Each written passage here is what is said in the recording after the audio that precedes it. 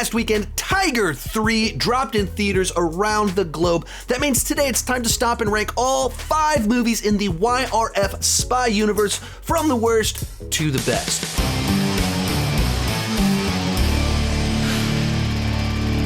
Hi, my name is Sean, and I love to talk about movies and TV way too much. With that in mind, go ahead and join me down below in the comment section. Share your ranking of all 5 movies in the YRF Spy Universe. My list is definitely not the right list. It's just my list, and I would love to see yours. And as a point of reference, I am brand new to this set of films. I watched Pathaan 6 weeks back. That was my introduction to this set of films, and then I've watched the rest of them over the last month, which means I don't know the general consensus about these films, which ones are liked more, which ones are liked less, how they're kind of perceived by different people. Also, for me, this is a ranking where the movies are all really close in my mind. There's not the one that is the obvious worst. There's not the obvious best. And the difference between number 4 and number 2 is not a whole lot. It'll probably be different when I have a better, broader perspective on things, but take that how you will. With that said, let's get started. Number 5, Tiger 3, and I don't even want to call it the worst because it's not like there's a big gap between this one and the first film on the list, but I think this is the one that, leaving the film, it did the fewest things that made me go, oh wow, that was cool, and it had the most things that made me go, that's frustrating or disappointing. So overall, the majority of this film I really enjoyed, and I got what I wanted, which is to say more time with Tiger, Zoya, some of her backstory. And because we're now invested in these two characters, having a main plot line that is driven by a villain with a personal vendetta against them, personal ties to them, but also going bigger and grander with everything going on, I enjoyed all of that. Standout sequence, when Pathaan shows up, it's so fun, the two of them on screen, and Pathaan just brings that liveliness, a sense of fun and just natural, organic fun that you don't get as much from Tiger. He just has that in him, makes it lively, and so the two of them together playing off each other with this grandiose action sequence, exactly what I wanted. But this is the movie that had some choices that just soured me on the film, in particular in the third act, where there's a twist about a betrayal going on that certainly made me go, that guy, no, why? It got the reaction, but in a way that afterwards I just kind of felt cheated rather than like, oh, that was cool. Oh, that made sense. I felt more cheated than satisfied by it. And the other one, the choice of who sacrifices themselves and how he sacrifices himself, it was in poor taste in my mind. I don't know. I don't know if it plays differently in different parts of the world, but like as an American with the backstory of this specific character or of Tiger's connection to them and what happened in Tiger 2, going into the final choice and how the choice is made, the specific way this character does what he does, really soured me on the film. Of just like, it was a choice that was like, that plays really poorly to me as an American on all kind of the different levels. I really didn't like that plot point and how they did that plot point, which is frustrating because otherwise I really enjoyed the film. And as I said before, the difference between number 5 and number 1 isn't a whole lot. So when you have plot do things that specifically sour me on the movie, you get dropped to the bottom. Number 4 is War. And my feelings on this one are fairly similar to my feelings on Tiger 3 in that there's so much about this movie that I really enjoyed. And then there's stuff in the last third which didn't fully work for me that kind of knocked it back because it hurt my overall experience with the film. But unlike with Tiger 3, I think this one has a few more things that are just real specific to it that make it stand out. Right out of the gate, the thing that popped in my mind was that Tiger Shroff, as a martial artist, is able to do some things in this movie where the choreography is just the best of all 5 films when he's doing the martial arts stuff, the jump kicks and things. Like, it looks really cool. and it gives its own unique place in the set of films of like, this is the one with the best martial arts in it. So it just stands out in that regard with what it's able to do with that. Other nice thing about this one is that it keeps doing this back and forth of which character we're rooting for, and it's pretty effective at doing it. Movie constantly frames, oh, this is the bad one. Oh, this is the bad one. Oh, this is the bad. This is the good one. Oh, it was a misunderstanding. Oh, this is what's going on, and it just kind of keeps doing the back and forth in a manner that worked, and it fit the film.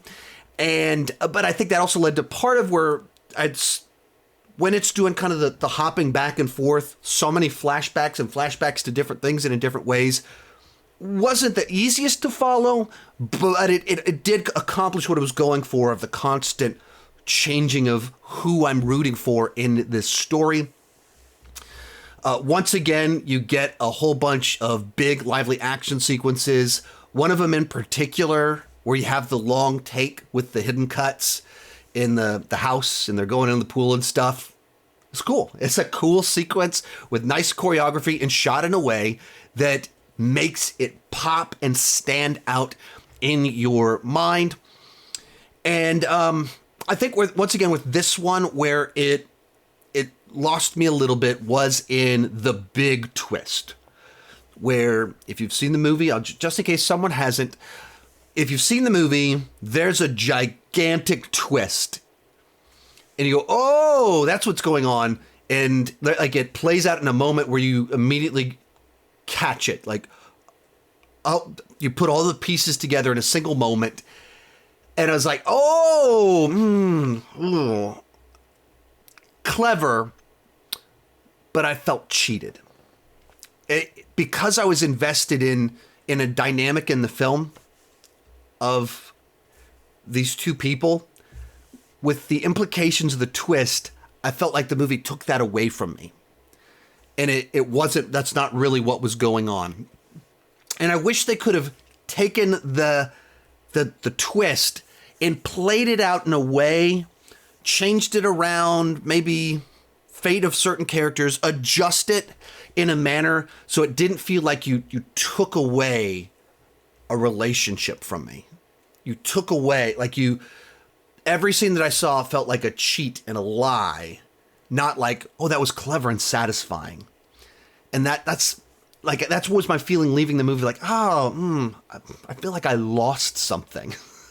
But I really enjoyed our two leads in here, which is also why I felt like I was robbed of something. It has that unique action. There's so many big spectacle sequences. There's a lot in here to really enjoy. In third, Ek the Tiger. I'm very sorry if I mispronounced that. I'm not sure how I'm supposed to say it. This was by far the hardest film in this set of films to rank, because if you've seen it, if you've seen these movies, it's so wildly different from the rest of them. And the way that I watched these movies was Pathaan back to Tiger 1.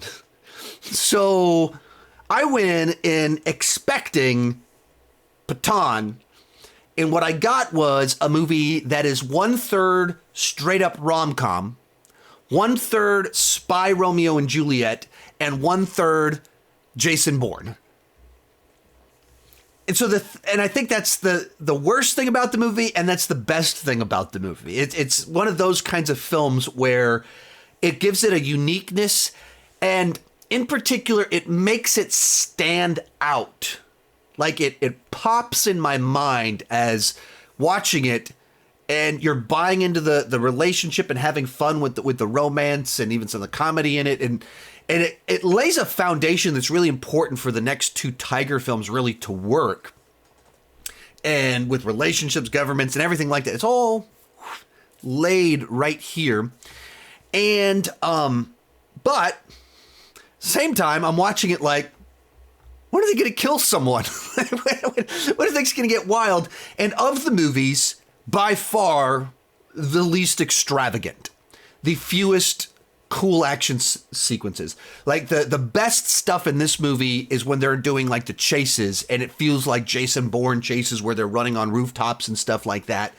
That stuff was cool, but most of the actual, like when we get into a fight or anything like that, it's definitely not as sophisticated, not as advanced as what you get in the later movies, and certainly doesn't have the budget, the spectacle.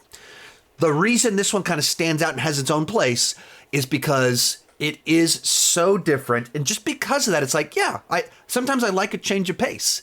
And that's what this is. It is also a bit of an, like, pretty jarring to like watch a movie expecting Pathaan. And this one, it starts off so spy heavy and goes so hard rom-com in a way that is Hollywood doesn't normally have that level of like tonal whiplash, genre whiplash. There's something fun to that, but it also feels like two totally different people directed different sequences in the movie. But I dug what they were going for. Our runner-up, Pathaan, and this movie is held up on the shoulders and charisma of Shah Rukh Khan, who just brings so much life and energy into each sequence. Whether he's firing a machine gun, using a jetpack, flirting with a girl in a dance number, he just kind of brings things to life. And that's the big positive I can say about this movie. And ultimately, that's what I wanted out of the film. And that's what I got. I kind of call these Taco Bell movies. They're cinematic fast food where they're very easy to consume. They're not necessarily fine dining. They're not necessarily super sophisticated, but they're just meant to be entertaining, fun roller coaster rides. That's what this movie was for me. I watched the movie 6 weeks ago, a month back. I don't remember anything about the plot. I only have positive memories of like, wow, that guy's a great movie star. He's a ton of fun. The specific nature of what was going on, the villain's scheme, the threat, it was just spy stuff. Fun spy stuff, but spy stuff. And I got what I wanted out of the film, though I struggled to remember anything about plot mechanics, anything like that. And that's why I say that with this ranking, they're all kind of like really close to me, because each of them kind of had something that I was like, oh, I really enjoyed that. And each of them had something that was kind of either frustrating or soured me on the film, or in the case of this one, hey, it was a ton of fun. I only have positive memories about it, though I also don't remember the plot. So shallow, devoid of kind of like depth of characters, but a lot of fun at the same time. But coming in at number one for me is Tiger Zinda Hai. I have no idea if this is a controversial placement. I have no idea if everyone else has this one at the bottom, and if it was just my wife and I that had a lot of fun with this one. But for me, this is the one that had the most things where I went, oh, I really like that. That was a lot of fun. And the fewest things that kind of frustrated me. So on the positive side, feels like this one kind of blends the simplicity and personal nature of the original Tiger with the extravagance of the later films. It is a very much a action-based plot, not about the romance, but it's also very much about their family, where they're at, and how they're doing this together. And so kind of kept that flavor, where I felt like Tiger 3 is almost like an afterthought. Like their son is sick. He's just a plot device. He's not a character. He's just a thing to be sick to motivate them.